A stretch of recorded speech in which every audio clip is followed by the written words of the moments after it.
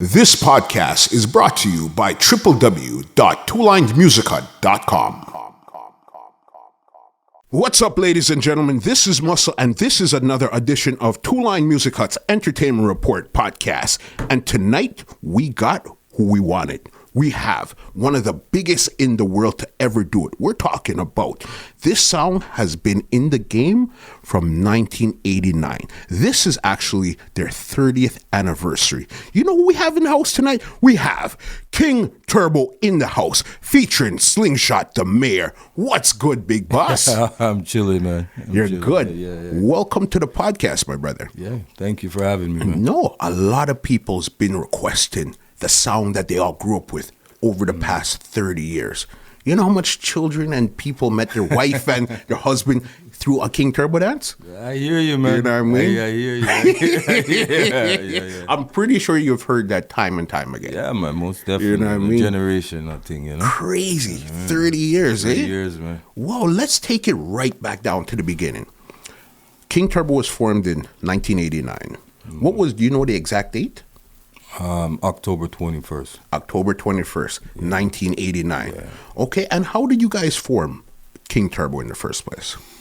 Well, before King Turbo, I was involved with the DJing business, you know what I mean? Okay. So, aspiring DJ, if you will, you know? So, I was playing on a sound called Black Magic before King Turbo. I didn't know that. I had no. So, and where was that song from? Malvern. Black Magic, eh? Yeah, it was, Soulville, his son. Gary? No, Chris. Chris, okay. Yeah. I didn't know So that. Chris and a few other people from Pearson, because we all went to Pearson. So I was a young DJ coming up, so they auditioned me. Yeah. And then I got in. So it was more like freestyle music, R&B kind of thing.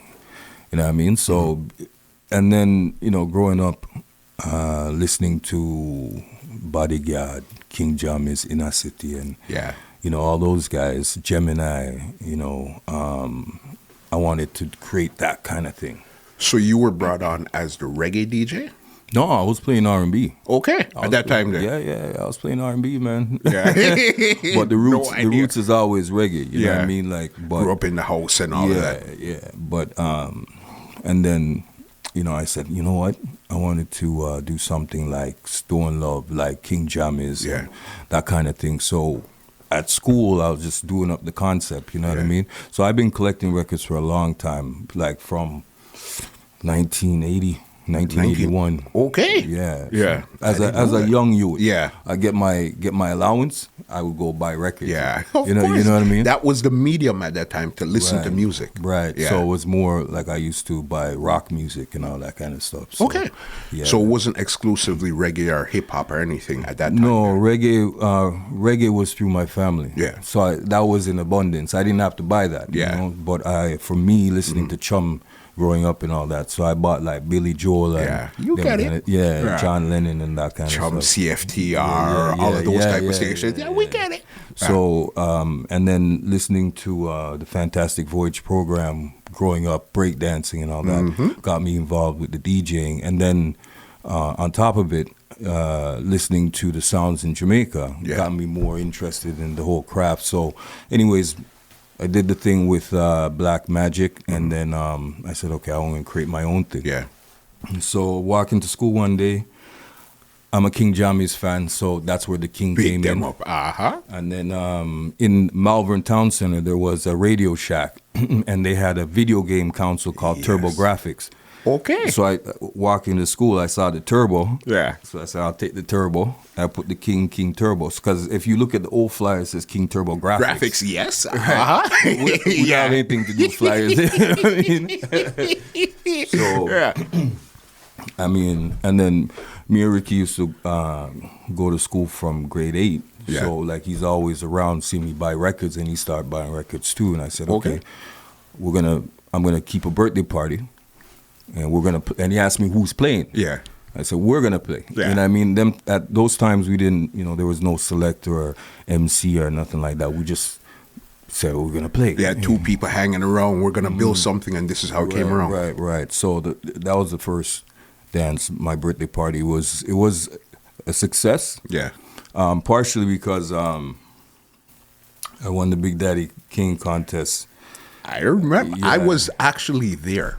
You know what I mean? I was there at concert hall that night. Yeah. So you were King Turbo. So King Turbo wasn't around this time here. You were just about to form King Turbo when you won the contest.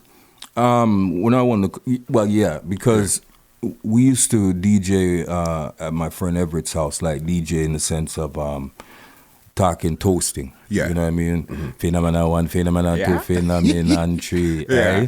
and them kind of thing there. You know what I mean? So it was King Everett initially that I called the sound because, you know, we're all over Everett's house DJing, so we all hung together. You know what I mean? But he kind of missed short of the whole vision, and so we just had to scratch King Everett and just put King Turbo. Yeah. So because you knew King, you wanted King in the name. Yeah. As you said, you've seen it in Malvern Town Center, the Turbo King, graphics. Yeah, King because of Jammies. Yeah. You know what I mean? So Big. That's a history lesson. I had no clue that's how the name actually came around. Yeah, man. Yeah. Yeah, man. And so we did the dance, and a lot of people came partially because of the notoriety of the Kane thing. But it still encouraged us to probably seek this as a way of expressing ourselves, you know? Makes sense. Yeah. You know what I mean? Especially back then. So the original members of King Turbo was you and Ricky. Well, there was a loose collective of a few guys that Okay. hung together between West Hill and Pearson. Okay. You see what I'm saying? So it was me, Ricky, there was Carlos, there was Gary, Droopy, Everett. You know what I mean? So we all hung together, so we're all the same group. Yeah. You know, it's just that out of all of them, I was the one that DJ'd Got more you. so than anybody else. And kind of, you know? Put it together. Yeah, but you know, essentially what happened was me and Ricky played the party, but we had the support from everybody else. Yeah. And then it was just like the crew was Yeah. King Turbo, you know? That's so amazing because I remember the early King Turbo. I mean, I was probably at a dance a month before you guys really broke out. You guys had a trick, a bomber trick. You remember that one? Yeah. Yeah, I mean, that was the first time I actually seen that. And what you guys really brought to the table, there was a couple of things you guys brought. You guys looked like B-boys at that time there, playing hardcore reggae music. And that was weird. You never, those two worlds never, they were cousins, but those two worlds never crossed really. It's either you're a roots man or you're a B-boy. But you see, we're a product of that whole thing because we as West Indian people living in Canada, we had the hip hop from New York, and we had the reggae from our parents. So I'm saying, so it reflected on how we presented things. You know? So that was big because, as I said, you guys look different than everybody else. And another thing you guys brought in was actually playing music without having a sound system. You know what I mean? At that time, that was unheard of. Yes, I know. Right, I mean? We a lot of battles because of that, man. Like, you know, because traditionally, you know, it's done a certain way. Yeah. And so when you come in with something new, you're going to get the resistance, you know what I mean? So, yeah, we got a lot of, like, you know, Turbo, we don't want Turbo to play on our song because they don't understand sound system and they'll break our needles and turn up the amp and all this kind of stuff. But, you know. It's just because you guys are the young guys hot, where I guess a lot of, especially that time there too, it was a lot of older men playing sound. It wasn't really kids playing sound at that time. No. You guys were the younger ones coming in and they didn't want you to touch the sound. Right. You know what I mean? Right. We were the first in Toronto. I can't speak about the rest of Canada or the world, but in terms of high school children, having sound system, like having not sound system, but playing reggae music as DJs, straight reggae music. It's not like we're playing hip hop, R&B, straight like you see in Jamaica. There was none doing it before we did it. Nope. You know what I mean? So we kind of cornered that market. So we had the whole high school circuit. you know, before we got into the big man league, you know? Yeah. Yeah. And that's amazing. So even now, so then this is where it gets interesting with your rival at that time there, Red Flame. Who was around first? You guys were around first or Red Flame was around first? We were around before Red Flame. Okay. Us and Spider used to go to grade school together. Got you. Yeah, so we were battling from back in those days in breakdancing. Breakdancing? Me and Spider, we used to... yeah, man. Yeah. Well, you see, because I was a new kid on the block back in those times, and Spider was the man doing the pop locking and all that. And I came in with the windmill and bulldog and all them things there, you know what I mean? So it's from those times we kind of competing. And me and Spider went to Pearson for a bit. So I remember cutting my first dub. I actually looked in a Share magazine, and then I saw Collie B, Studio Quality. Yes. So what I did was, my friend Stedman, his dad had a system, so we went over to the house. Yeah. Those guys didn't know what I was doing. They thought, okay, we're just going to DJ like we always DJs. Yeah. But I structured it so it sounded like a dub plate. Okay. I want an intro, blah, blah, blah. So I took the cassette and I took the bus and went down to studio music. I'm a high school, I didn't drive. And so I cut our first dub and brought it back to the rest of the group and everyone, first dub play, but it was us that did our first dub play. So who was actually on the first dub? Me, Ricky, Droopy, Gary. What? Yeah. I didn't know because I didn't know. Yeah, because I used to DJ. Yeah. They used to call me Pupa D, you know what I mean? Yeah. So I used to do my little DJing thing. Droopy DJ, Ricky DJ, and then Gary sung. Oh.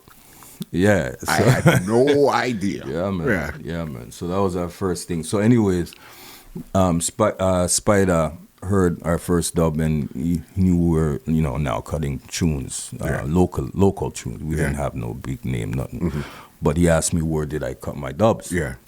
So I said, Calibi Studio Quality, and I gave him the links for that. And then he went to do his thing, you know what I mean? So, but we came before Red Flame, though. But I knew Spider before we started DJing, as a rival. That's very interesting. And this was, I guess, from like 89 time. This was 90? 90. 91? 90? Because... 90. And this was a lot of the boys and girls clubs you guys were playing at this time here. No. When we did our thing with my dance and then my birthday party, and then we did Ricky's birthday party in May. Okay. And then we did a dance at Prosperity Pathway in Malvern. Okay. So we did a couple things, and then there was a time where we weren't doing anything. We were kind of stagnant. Before we started to play music, we studied everybody for about 2 years. So we just went to the basement parties and just stood up. Yeah. So, you know how that was. You stand right in front of the sun and you're like this. So who were you studying at that time there? Barry Culture, Echophonic, Creation, Stereochice, Stereogyad, Black Roots. Yeah. Tree Star. Yes. Them sound there, King Tut. Yeah. So at Soulville, you know what I mean? So those sounds is what we went to the basements dances and said, okay, we're gonna take the first 2 years and just study what they do good, what they don't do good, and how we can improve what they're doing. So that's what we did. And then fast forward, we did the local events, my event, Ricky's event, and Prosperity Pathway, and there was a time where we were stagnant. Yeah. So it was so bad that we said, okay, if we don't make moves by a certain time, we're gonna pack it in. Okay. Right? Yeah. And we're just gonna, because at that time I moved out of my parents' house, big man thing. I'm a big man kind of, you know what I mean? So I make them kind of moves, and we all used to live together. Okay. But rent, food, has to get paid. Right? And we're not bringing in no income, so what are we doing here, gentlemen? Right. Even though we had jobs, but it got to a point where it was just like, boy, it's not worth it. It's just to keep up and do all this kind of stuff was just weighing us down. So on a chance, we were at Malvern Town Center. Behind there was Sip and Chat. Yes, I remember Sip and Chat. Right. So we were going there, and then we met this man by the name of Dane Jackson. And he was handing out flyers. And we took a flyer and said, we DJ too, and blah, blah, blah. And he said, okay. And he took our number. Yeah. And then he put us on Dub Club. Crazy. And then from there, no, he put us in Hilly's first. Okay. And then from there, Dub Club. And is then where it came along. Yeah, and then the rivalry, Red Flame and all that kind of stuff. So at the same time, I guess he took up Red Flame also, so you guys, he didn't pick up Red Flame. No, Red Flame was TKO. Barry Booth and those guys. Right, Barry Booth, TKO had Red Flames back, right? And then Dane put us on, and then it ended up that Ron Nelson took us on, you know what I mean? But it was Hilly's first, our first bus from, our first dance from being stagnant was Hilly's. So when we were playing Hilly's dance, it was a lot of emotion and energy that night there, because if we don't bust now, we're not gonna bust. So you guys took it dead seriously. We're going for it right now. Yeah, most definitely. It was one of those moments that, you lose yourself in the moment. You have, like Eminem said, we were playing with Barry Culture, Black Roots, and Stereotypes. So when we got there, I remember all the big sound them were there. They didn't know who we were. We're little kids. You know what I mean? Yeah. So Barry, rest in peace, Barry, said, "So what do you guys do? You guys play hip hop, funky? You guys play?" No, he didn't say hip hop. You guys play funky. And we said, "No, that's Barry for you. That's Barry for you." We said, "No, we play reggae, Barry." But that comes back to what I was showing you. You guys look like the B-boys, but playing hardcore reggae. Right. So I could understand where that came in. Right, and that was the night we got introduced to the rest, to the main market, because those guys had crowds. Yeah. So when we came on as young youths playing Foundation, it's not like we played the current song at that time. We were playing like People Are You Ready? People Are You them, Okay. So it got the place frenzic. So that's when our name came out as King Turbo, was in Hilly's. Yeah. And then from there, that's crazy. The fact that you could pinpoint almost exact day, time, and everything where the spark hit, that's amazing right there. Yeah, I don't know how I do it. So then we're going to talk about so Red Flame. So you guys were kicking up in Hilly's. I guess Red Flame, they were in Hilly's sometimes also? Yeah, they came after. They came after. And why did, I guess, the crowd decide to pit you guys against each other? Or that was before the crowd even decided to do that? Well, we clashed Red Flame a couple times before we actually met on that level. Yeah. The first clash we had was at the Boys and Girls Club. Yes. Right? Us and Red Flame. And we won that one. Okay. The second clash was at Pearson High School. The winner, so they had like 10 DJs, and then the winner got to play at the end of the year Pearson School Dance. Yeah. I was from Pearson, so that would be like the ultimate, because I've been to all the Pearson School Dances, heard all the Manifest Destinies, Chic Dynasty, Sound Rebound, 12 Inches of Pleasure, all those sounds that came up before us, GQ Supreme Team. So that was like a pinnacle for me to actually play beyond stage. So anyways, we won that one too, right? And so our rivalry, Red Flame, kind of stemmed from grade school, me battling with Spider breakdancing, to then when we start battling, at these other venues until the big man clash. Yeah. This one right here. Yeah. Saturday, November 16th, 1991. Yeah. You know what I mean? The funny thing with it, I was at this dance. Right. And what I remember was this night, Stereo Choice's sound had got stolen, I think, the night before. So they didn't show up. So it just came down to King Turbo, Red Flame, and Barry Culture. Sarah Trice was there, man. They were. I thought their song got teeth that night. No, man, they were there because this dance here was the dance. It was two clashes happening there. Yes. The passing of the torch. Us and Red Flame were coming up. Sarah Trice and Barry Culture held down the East, and we were the upcoming sounds in the East. Yeah. So it was two, and then us and Red Flame, the two upcoming sounds. You know what I mean? So it was two clashes happening that night. I have it on tape. You have it on? Okay. Yeah. I think I did have it, but I don't know where it was. But I was there. I was at this dance. Even though we clashed Red Flame twice before this, this dance was this was the most important dance. Yeah, yeah. Because this is the one that was on the big stage. This is where it's really going to happen. It's like, okay, who's really hot? Is it King Turbo or Red Flame? So walk us through this dance a bit. Okay, well, at this point, leading up to the dance, us and Red Flame were two different types of sounds, even though both were coming up in the game at that point. Okay. Red Flame was more badman kind of thing. You know what I mean? Like, they had that kind of thing going on, you know? We were more the girl juggling, the juggling song, the girl them sweetie, and things like that. You know what I mean? So, but we had an edge on Red Flame at that point. But I think the cockiness that we had was like, we beat them twice already. Okay. So we're going to beat them again, you know what I mean? So this dance here ended up happening was that Barry Culture and Stuart Trice, they got eliminated. Okay. And it boiled down to us and Red Flame. Yeah.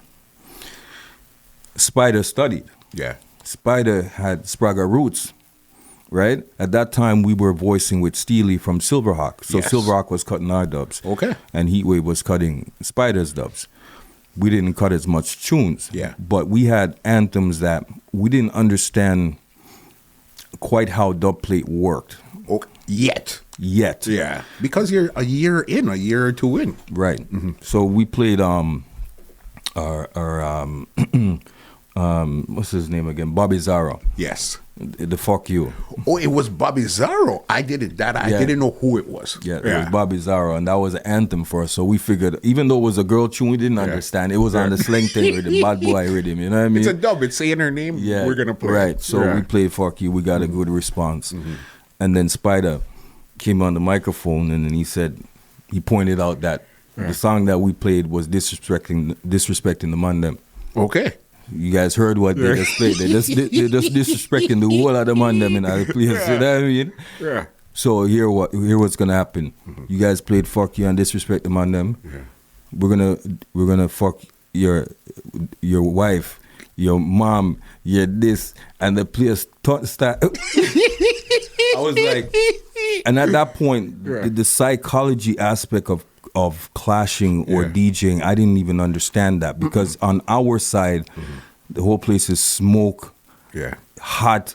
There's about 500 people in there, packed. I couldn't see Spider. I couldn't see any of the other sounds. It's just our immediate. You know what I mean? When he said that, all we wanted to do was everybody is to go over there and start to fight. Okay, because you didn't get that. What you saying about my mom? Yeah. You know what I'm saying? What? I never had that before. Yeah. Nobody told me that they're going to do this to my mom before. And then my girl was there. You're going to do what? No. We got to fix this right now. Yeah, so we were, we were thinking was to go over there and fight. Okay. Right? We weren't, people holding us back and all this kind of stuff. But we weren't thinking, okay, they're trying to psych us out here. Yeah. It was just, we wanted to fight. So then he made his speech, and then he played a Junior Cat on the dembow rhythm. Yes. John was that. At that point, I didn't know anything about counteractions. Okay. Seeing? So as he did his speech, and then he dropped the Junior Cat, yo, King Turbo, blah, blah, blah, blah. Yeah, talk about fuck you. Hold on. It said you guys' name in the song. Well, actually, you know what? Yeah. I don't remember if it said our name, but it says, yeah, talk about fuck you. Yeah. Like so it had something to do with... And then does them boy rhythm. Yeah. We alone, we alone. I was like, oh my God. Yeah. Right? And so, and then he played a Meek and Meek with our name called up in it. Right? So I was educated in the art of war that night. Fast track. And that also it allowed me to understand the importance of keeping your emotions in check. Which makes sense. Right? You know From what I mean? that night there, straight poker face. That was the night that brought me to realize I have to keep my emotions in check if I'm going to do this. Seeing? So big up Spider, because definitely it's a good or bad lesson learned. 100%. That was a classic clash. You know what I mean? How come that clash never kept again with you and Red Flame one-on-one? I just don't think it was. We were just just doing different things, because even from this clash here, it gave us the drive to become better in juggling. Majority of the dances that we were doing were juggling dances anyways at Spectrum and all these other places. So the very next event that was after this clash was a dance with us and Red Flame and Spectrum. Okay. Right? So we said, okay, we're going to out-juggle these guys. Yeah. And that's how we started to get aggressive in the juggling. Because we knew, okay, you guys have more dubs than us, but we're going to out-juggle you. Got you. You couldn't out-dub them, but I could out-juggle you. Right. Got you. There's some way I'm going to find something to outdo you somewhere. Right. So that's how that came about. And then, Red Flame was doing their thing, we were doing our thing, and the path didn't cross for us to clash again, Okay. It just never really came around. No. Because I always wondered why that clash never happened again. You guys been in the same venue many a times. Right. Couple words here, couple words there, but it was never, okay, King Turbo, Red Flame one-on-one from top, let's go. You know, it just never materialized into anything other than this clash here. And on top of it, I think we both knew we were defending the East. Yeah. So we had to repel the one them coming from West. Yeah. So it was too busy. We couldn't bother with each other. Yeah. You know what I mean? When we have to defend the East. That makes sense. You know what I mean? And who was coming up from West Side at that point there? West, you had Eagle Force, Indica. You had a little bit later on, you had Super Fresh, Black Reaction. You had Black Supreme before Black Reaction. You know, all them sound that King Vower and all them. You know, so. And then you had the songs in the East that wanted to eat too, you know what I mean? Like Delta Force, Soul Action, Borderline, you know what I mean? So it was like, we're too busy. It wasn't something that really we wanted to do at that point, you know what I mean? Hindsight, would you guys actually do it again? Clash Red Flame? Yeah, if it was, looking back at it now, do you think it was a smarter decision not to do it, or do you think that it's something that should have been done because it was almost like unfinished business? It was finished business, man. Yeah. You know what I mean? It wasn't something that we say, oh my God, we need to clash Red Flame again. It was more like, okay, we learned from this. Got you. You know, let's move forward now. Yeah. You know what I mean? Because at the end of the day, I can't really dwell on it. You know what I mean? There's just so many things going on, so many dreams that it did not involve this. Okay, and especially, I guess, because coming up with Red Flame, you didn't see them as a bigger sound where you want to go for them. No. You know what I mean? No. We're in the same league, so it doesn't even make sense to go for you. No, and to be honest with you, this kind of scarred us. You know what I mean? It kind of scarred us because we're like, nah, man, we're not going to take this kind of beating again. Got you. We're going to That juggle. makes sense. We're going to juggle, and we're going to juggle out everybody. Yeah. Anybody that comes to play with us is going to take a beating in the juggling. Which made sense because you guys know, okay, we don't have the money to outdub any of these guys. Right. But we have the raw talent. Right. They can't go wrong our talent. Right. You can buy dubs, but you can't buy talent. Right. And that's what we used for the 90s. Yeah. We didn't have the dubs like the rest of the songs. And we were juggling songs. Yeah. And people always used to say, well, Turbo, Turbo not chewing. Yeah. You know what I mean? People used to actually say that, boss. Of course. It's so weird to the Turbo that I know now in 2019 to hear somebody say Turbo doesn't have any song. What are you talking? That doesn't even make sense. But it was different back then. Yeah. Because in comparison to a lot of these dub sounds, we weren't a dub song. We were a juggling song. We weren't a dub play song. We just dabbled in clashing here and there. Yeah. Right? And it wasn't with a lot of dubs. You know what I mean? So Those were the right dubs. Yeah, and we weren't a dub plate song. So we couldn't and we didn't buy as much dubs as some of these other songs that Got you. So no, we didn't have as much tune. And we couldn't do anything about it when the man them say, "Oh, Turbo Nano tune." Yeah. Okay. Yeah, that's holy. You know what I'm saying? Because at that point we didn't. Yeah. You know? That it sounds so weird to actually hear somebody say something like so okay then from the 91, from the Clash and stuff, you went into more the juggling. What else did you guys started to do at that point there? And again, we're all living in the same place, right? So, you know, everything that we were doing was more like a survival thing. You know, this is our livelihood. Yeah. It was paying our rent, feeding us and all this kind of stuff. You know what I mean? Okay. Yeah. You know, so we used to play Monday to Monday, I should say, at one point. That's what was going on? Yeah. Monday, Tuesday, Wednesday, Thursday, Friday. We used to be back to back to back to back. That's how because the juggling thing, whether it's basement dance or a warehouse somewhere or in a club, we were there playing. You know what I'm saying? So, it was a survival mode. Yeah. You know, we used this to survive, so we had to do the best that we could. So we started to think of different concepts. How could we get one up on these people? Yeah. Scratching, mixing fast, doing, you know, mixing like a hip hop DJ. Then I remember back in the day walking to Pearson, I used to have my headphones with my Walkman, Peeny, listening to Shabba Peeny on them thing there. And then I remember Supercat, he had a mix on the B side of Mud Up. Okay. Fresh in the mix, this ain't no trick. Yes, with the scratching mad up. boy, mad boy.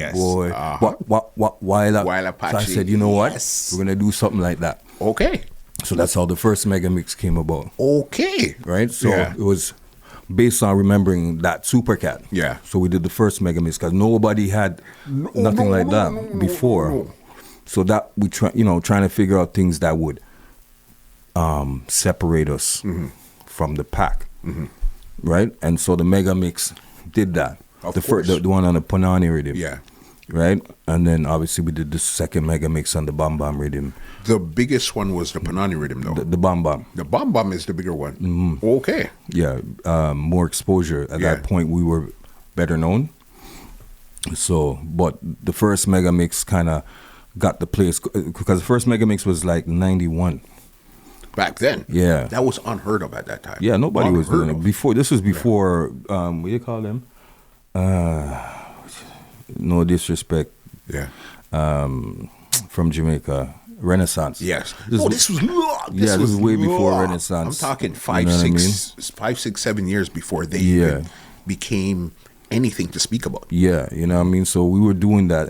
And again, it's also based on the fact that we were exposed to hip-hop and all that too, right? So we're thinking of our generation, what our generation would be more receptive to, you know? So we just try to stay above everybody else, you know, through juggling and mega mixes and just how we presented ourselves at the time as a juggling song, you know? Makes sense. So then how did Specs get involved? Where did he get involved in the sound? Well, Specs and Everett were cousins.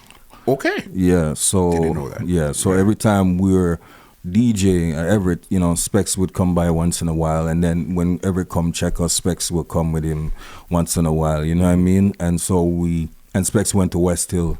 Okay. I went to Pearson, Ricky went to West Hill, Gary went to West Hill, Droopy went to West Hill.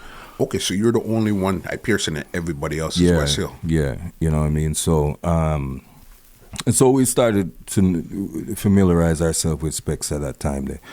And then he started to play his own thing like Paragon. I remember that. Right. So he used to come with Everett to the house and, you know, cool, willing to learn and all that kind of stuff. So, you know, the talk came about, you know, to join and all that kind of stuff. Yeah. So, you know, we said, okay, let's try it out, you know. So But like, I mean, joining a sound back then versus joining a sound now is two different things, because even when Specs joined us, he didn't play for about a year and a half.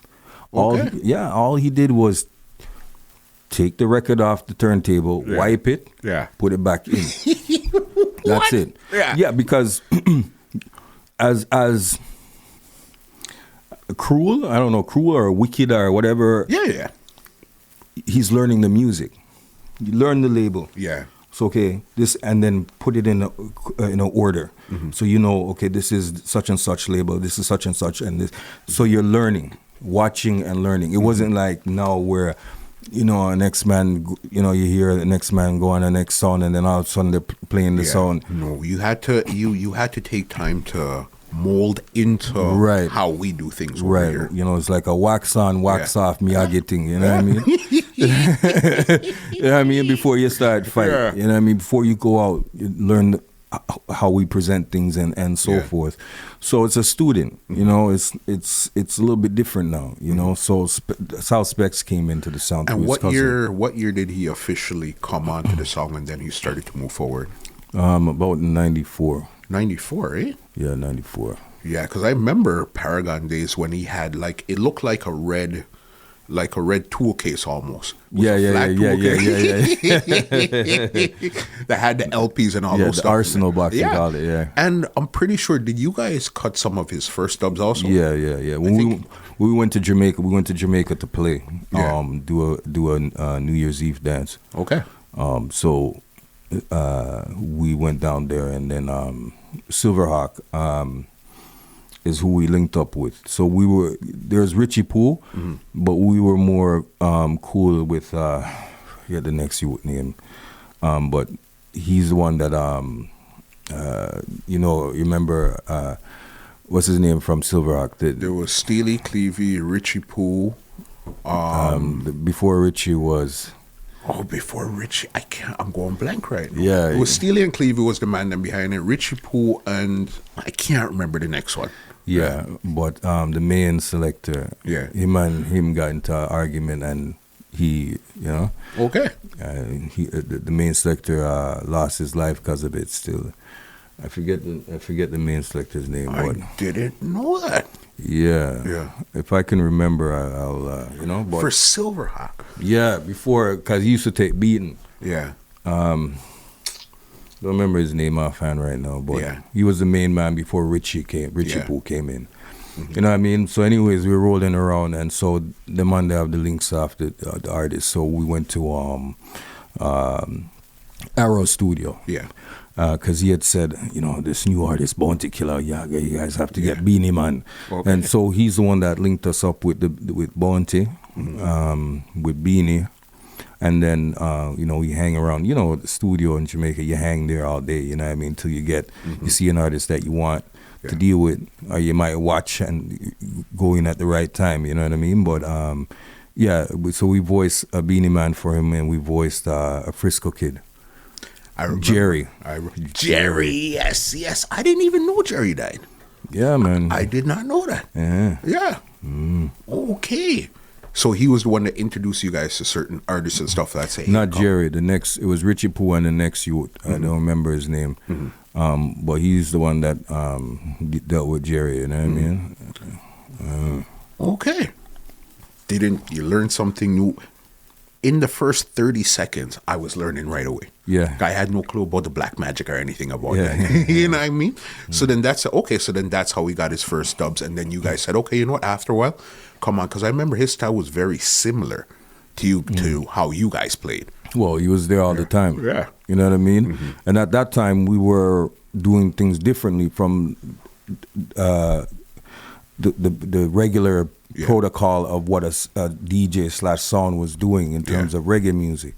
We were ahead of the game. Yeah. So I guess, you know, you kind of gravitate towards what is, you know, seemed to be revolutionary at the time. Yeah. And so he used to be around us all the time, you know what I mean? So it kind of rubbed off on him too, you know? Yeah. Our philosophy and way of playing, you know? And you guys had purposely done it that way, as you said, so you could separate yourself from everybody else. Yes, that's very important. Like from our logo, when we first started,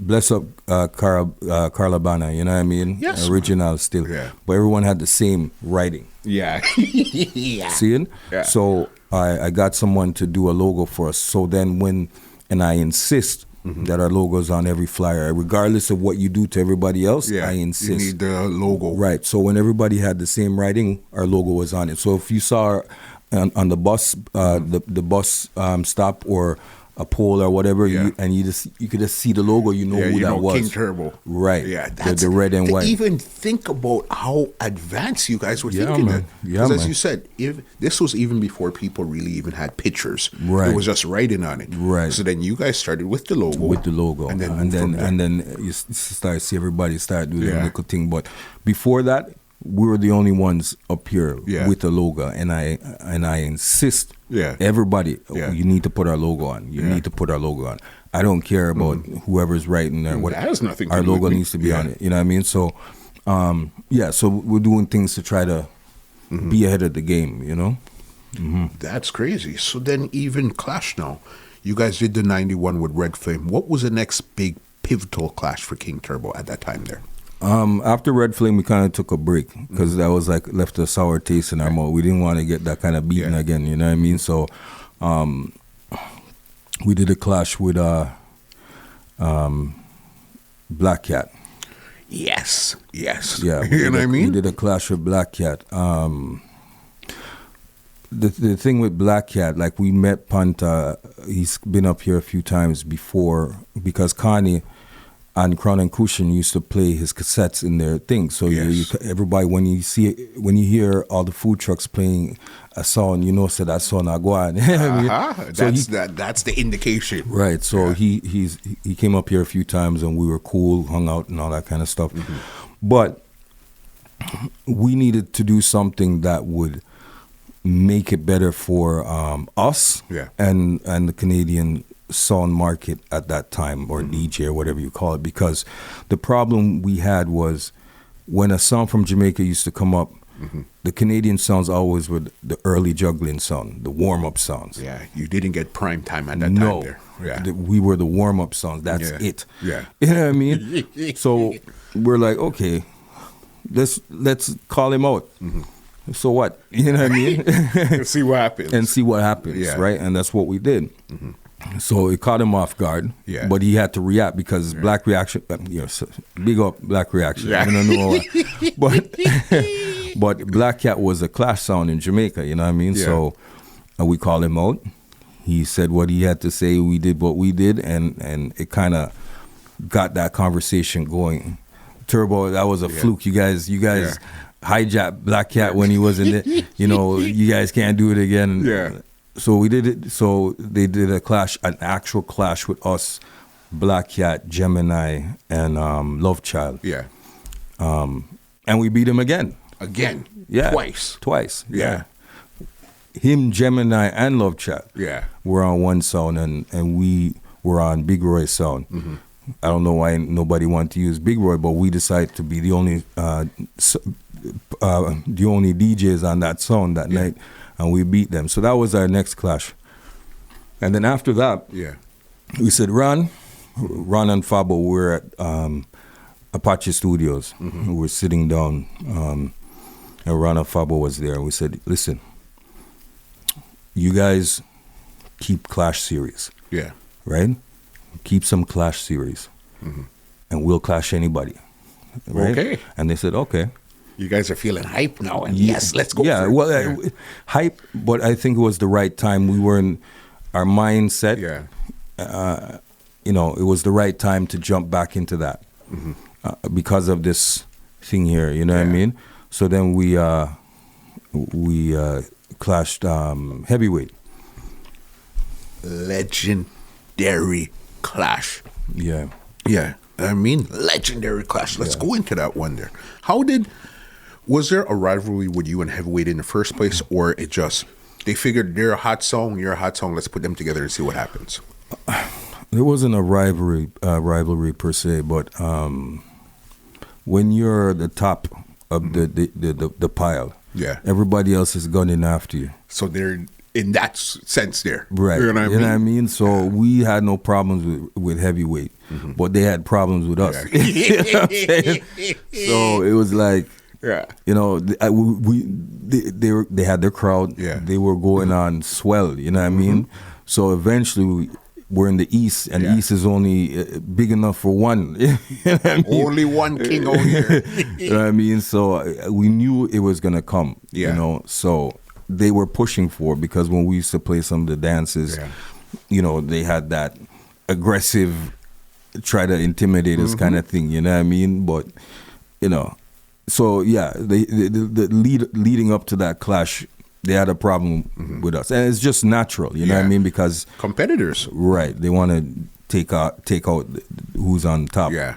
So, but that clash now, with the experience of the Red Flame clash, yeah, and the Black Cat, that clash there, we prepared differently. You know what I mean? A different mindset. We're older now, more mature in the sense of what, you know, how we want to present ourselves, and then the poker face, emotion. You got it this time. You understood. Yeah, the emotion. Don't let that ride, you know? So that was a big clash, man. That was at a place by Kennedy and Finch. Yeah, the Greek church. Yeah. That was when, I think, who had the girls with the gas mask? Heavyweight. It was Carla Marshall, you know. Okay. It was Carla Marshall. I didn't know that. Yeah, man. When they came in, because we were just standing there trying to hold our meds. Yeah. And then we saw these girls coming with the gas mask. And me and Ricky just look at each other, and we knew that was it for them, man. This was the clash here. Yeah. And I guess Barry Culture was the, they were the warm-up song. Yeah. I remember. Jamaican and boys, Ron Nelson. Yeah. The funny thing with this one here, this was one of the few times I remember Heavyweight had stopped playing for years after this. Years. Yeah. You know what I mean? It's like that was the first time we really heard of somebody getting lock off. Yeah, it was like, I mean, you know, win or lose, it's just how you deal with it. Yeah.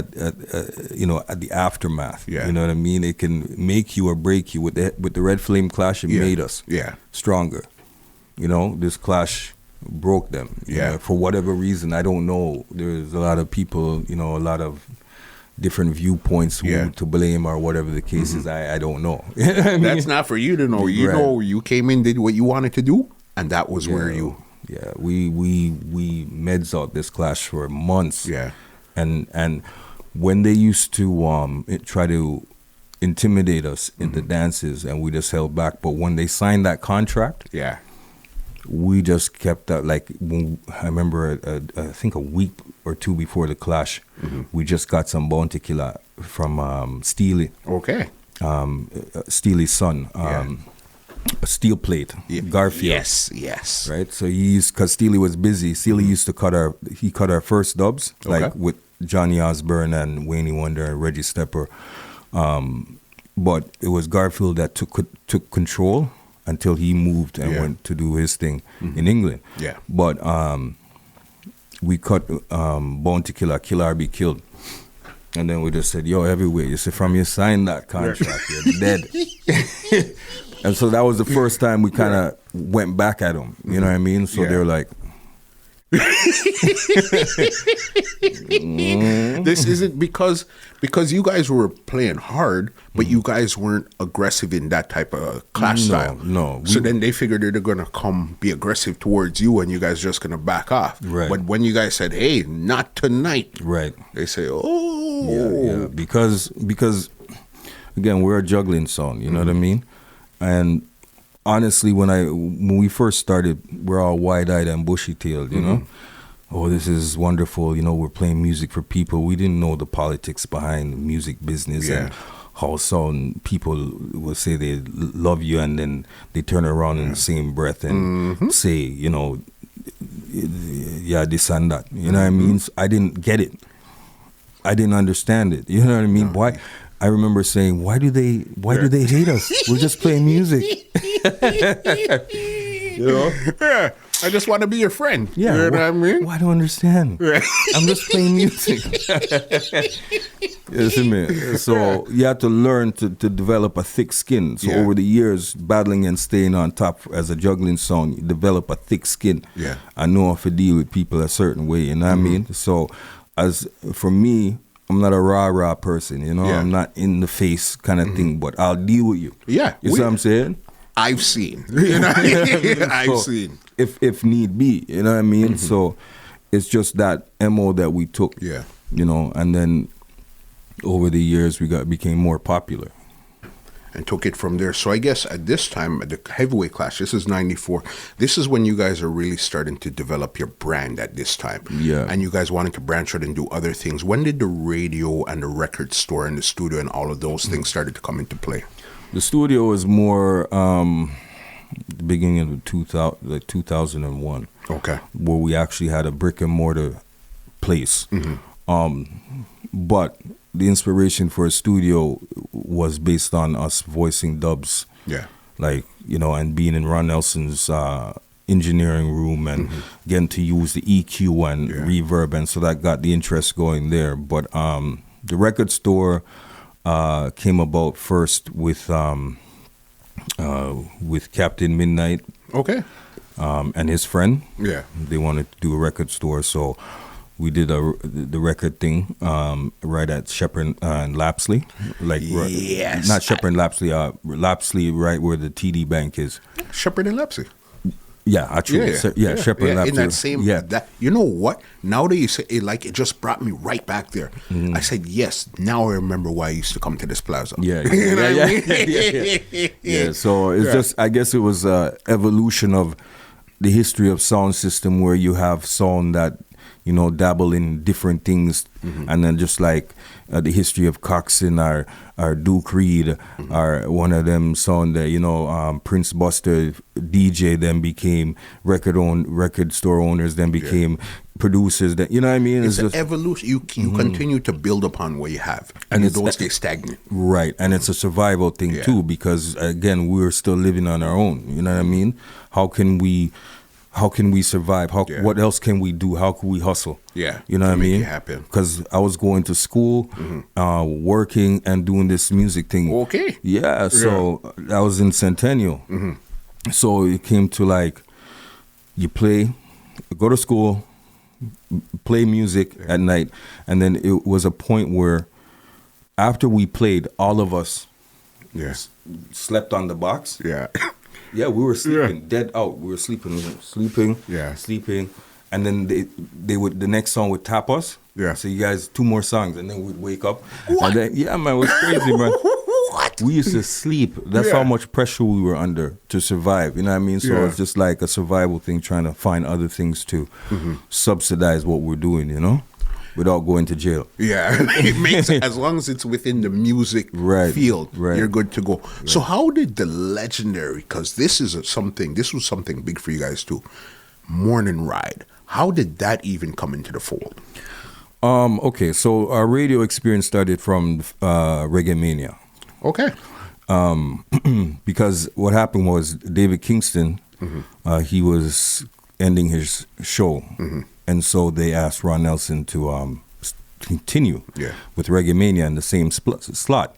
So us and Ron had developed a relationship. So Ron called us and said he doesn't have enough reggae music, so could we help him? Yeah. Okay. So we used to play Reggae Mania every Friday. Yeah, for a while. I did not know that. Yeah, man. Yeah. And so then the other songs like, Ron, how come you always have King Turbo? You know how it goes already. Somebody's going to jump up and say something. So then he started to feature other songs, but we were the first ones to play Reggae Mania. I didn't know that. Yeah, man. Yeah. And so we had that experience from there. And then with the Morning Ride, what happened was Blue, rest in peace, Blue, had linked specs with one of the people at the radio station that was doing a radio show. So we became part of what we call a Side 3 show. I remember that. At nighttime. I do remember, yep. Seeing? And then the program director was saying, you know what, how about you guys do your own show in the morning? Yeah. And we're like, man, because we're night people, you know what I'm saying? We're like, morning? Yeah. Who's going to listen to like this in the morning? You know what I mean? It's just, and then so we took the reins, and then we, Morning Ride started in 98. 98 it started, eh? So, but we were doing radio from the Side 3 show. Yeah. And then we were doing Ron Nelson. So, you know what I mean? But your own 2 feet standing up doing your own thing was 1998. Yeah, 98. That's serious. And then at that time, we brought the dancehall element to the radio station. So before we, just like the sounds, Yeah. there were radio personalities that didn't want us there. For real? Yeah, these guys are not radio personalities. They're DJs. Because we had the rawness, you know, and the jokes and all that kind of stuff. And we had the sound effects. Yeah. They didn't have sound effects back then. That wasn't part of the... No, that wasn't part of it. We had the sound effect machine going on, echo. Yeah. We're doing all sorts of stuff on the radio. Again, finding out ways to be ahead of the game. Yeah. But it came natural at that point, you know what I mean? So we're getting fight from radio personalities. A lot of people wouldn't know how in-depth this really is. People think, oh, we've seen King Turbo for 30 years. You guys must have been being all right. But a lot of people don't know behind the scenes. No, man. It was pure fight. I give thanks for that, you know what I mean? Because it made us stronger still. But a pure fight. Yeah. From radio to sound man, you know what I mean? We were the target because we were the top sound. First, we were the top sound in the East, then top sound in Toronto, and then we became the top sound in Canada. You know what I mean? So it's natural but stressful, man. Yeah. You know what I'm saying? A lot of people don't know what it means to really be on top. And to maintain. That's getting there is one thing. Maintaining or doing something, that's a completely different ballgame. Yeah. How did the radio change or enhance you guys' career? Well, it gave us a medium that people that would not consider going to one of our dances, they had but heard about us. Yeah. Had an opportunity to hear what we were about, and okay, these guys sounds professional. They're not as rakatakataka. Yeah. You know what I mean? As you would think. Yeah. In that sense. So the professionals, the lawyers, the doctors, the nurses, the people, the farm work. I remember one time a man called in from some farm place saying that he played Morning Ride to his cows every Monday. I'm like, boy, that's crazy. Yeah. But, it's just the strength of what it meant to him, like, to play for your cows. I don't know what it's going to do, but you know what I mean? But the fact that somebody thought that they could do that just seemed like, okay. And it also gave us an alternate avenue to express ourselves. Yeah. Because in the dancehall, it's you're in a certain box. Yeah. Hold up your hand, wave. From you don't do this, from you do that, Babylon system and Rere, you know what I mean? There's the top 10 topics that you could draw from any time you know you're going to get a forward from any one of those 10 topics. And you don't really sit down and talk to people in a certain way and reason with people more so unless something really happened, you know what I mean? So being on the radio, we had an opportunity to actually speak. Okay. And talk about certain issues, you know what I mean? So it allowed us to release some of that energy, and it allowed people that wouldn't be receptive to it or didn't understand us beyond what they heard receive what we're doing, you know what I mean? So it opened up a lot professionally. For sure. Because I think that was when being on the radio was when you won the award. Certified gold or platinum for the... gold. Yes. Yeah, so being on the radio gave us a lot of connections too. So the certified gold was for the Chant Down Babylon album. So Universal Records gave us a plaque. Yeah. Because the Chant Down Babylon album, they were listening to the radio station and they figured, I guess, we would be the best avenue to push that album. Feature that one there. So they brought us the whole album on dubplate, right? So we were the first ones in Canada to ever play that album, Yeah. Chant Down Babylon album. Yeah. We were the first ones in That's Canada. in case a lot of people aren't familiar, that's the Bob Marley album. Bob Marley, Lauryn Hill, Bob Marley, Busta Rhymes, Bob Marley. So they took Bob Marley's vocals and added new artists to it. And it was mostly almost like a hip-hoppy R&B type of feel to it. Yeah. So we were the first DJs in Canada to have that album. And through the radio program, we